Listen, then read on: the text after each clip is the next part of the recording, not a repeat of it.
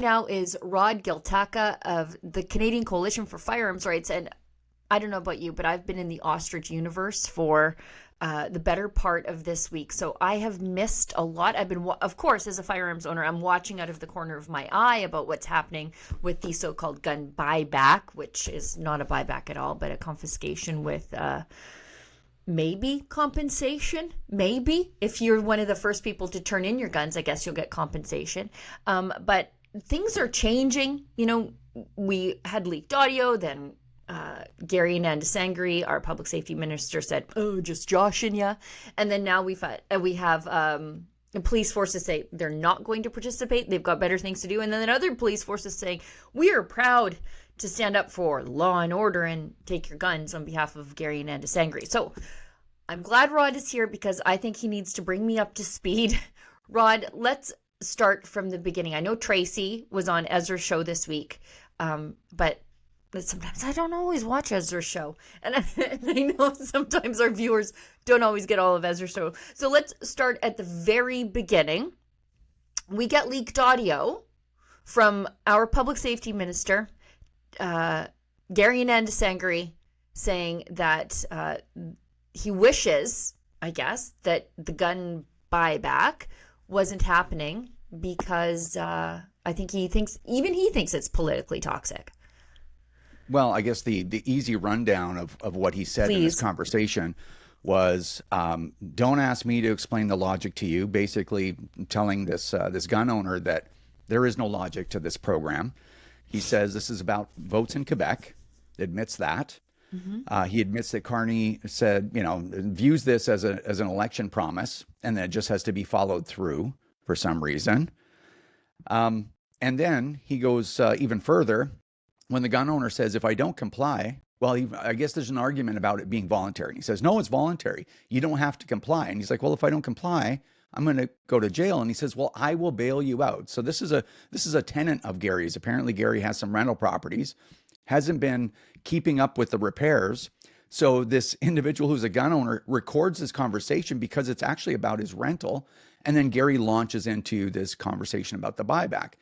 And then it gets even worse because the gun owner then complains, or previously complains, well, the pricing that you're giving is not going to cover my costs. I thought none of this was our fault and we were going to get compensated for this because this is all your idea. And he says, well, don't worry. I will pay the difference out of my pocket to you.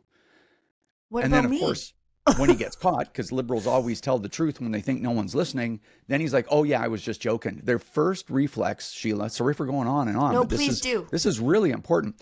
The first reflex that these people have is to lie. I don't even think they think about an answer. They're just like, come up with some lie and take no accountability for what you've done. And it's been going on and on and on for days. And the lie is so stupid. Like, it's so stupid. It's an insult to the intelligence of Canadians. As it turns out, the gun buyback, and I'm going to say it in scare quotes till the day I die, it's set to launch in Cape Breton. And there's a budget cap of $742 million to compensate gun owners who will voluntarily, whatever that means, turn in their now banned firearms. But what happens after the $742 million is gone? People like me are reluctant to, and I say that with the big capital letters, reluctant, as in never, reluctant to participate in this program. So if you are not an early adopter of the Liberals' coercion, you're going to get screwed in the end. This is a really, really big deal. So overall, anyone in media haven't quite caught on to this yet, and this has to be discussed. So we were in a technical briefing with public safety over what the buyback is going to look like. So it's going to take a second to explain, but this is a major conspiracy / scandal, really big and dangerous. And I don't say that lightly. So we're in this technical briefing, and they're like, this is a capped program with a capped budget of $742 million. The budget has already been dipped into for the retail buyback. And I said, okay, well, what happens when the budget runs out? They're like, we don't pay any compensation. So that means that the people that have exposed what they have to the government through this portal, then that means that they are just going to have to provide their firearms to the government with no compensation, or deactivate them at anywhere from $400 to $700 each out of their pocket, or export them to I don't know where, or hang on to them and have this criminal offense or a series of multiple counts of criminal offense hanging over their head for the rest of their lives. Now, this is the interesting thing. So I said, okay, well, how far does 742 million or whatever, right? 650, whatever's left. How far does that go? And public safety says it's for 152,000 firearms. And I'm like, 152,000? There's like 90,000 ARs. Right. And he's like, yeah, restricted firearms, previously restricted firearms that are now prohib.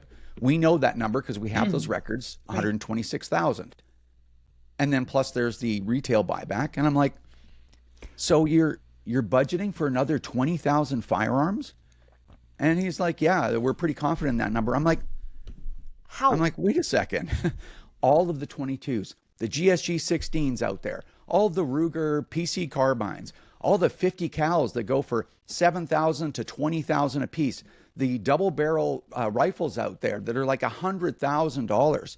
There are probably hundreds and hundreds of thousands of these firearms out there. Yep. And you intend to compensate people for 20,000? And he goes, well, we're confident in this number.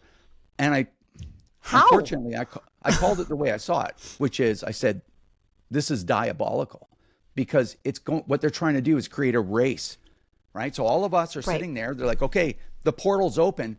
Everyone runs in there, tells the government what they have. They agree, and you don't know that whether you're going to get compensation till weeks or months later. Then they roll out their 20,000 firearm checks, right? And everyone else is like, we know what you have. You turn it in for free, or you're going to go to jail. And what's interesting, and it took me a couple of days and reading a few tweets and having to kind of move this around in my head, and this is the scary part.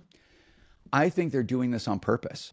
Yeah. They want everyone to run in, tell them what they have, and then they want non-compliance, especially with people like me or you, because then they'll say, and Ananda Sangari said in this conversation, don't worry, the police aren't going to enforce it.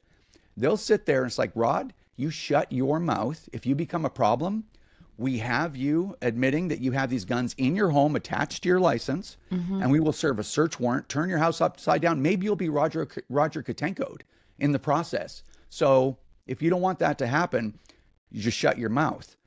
And a hate speech, charge after that. So this is truly diabolical. This is going back on what they said. I mean, if that's even a factor. Right. But yeah, it's hard to believe that they're even this bold to do this. This is some sinister liberal garbage. Like this, the gun grab is bad enough. And also, let's also consider that they are shoehorning guns onto that list all the time still. So they're capping it at 20,000, and they couldn't possibly know that number because they were non-restricted and then all of a sudden prohib just like that. So they don't know that number. They don't have that data. They're just guessing. But they are also adding guns to that number all the time. They're creating scarcity and urgency, and they're going to use it against firearms owners if they participate in peaceful civil disobedience.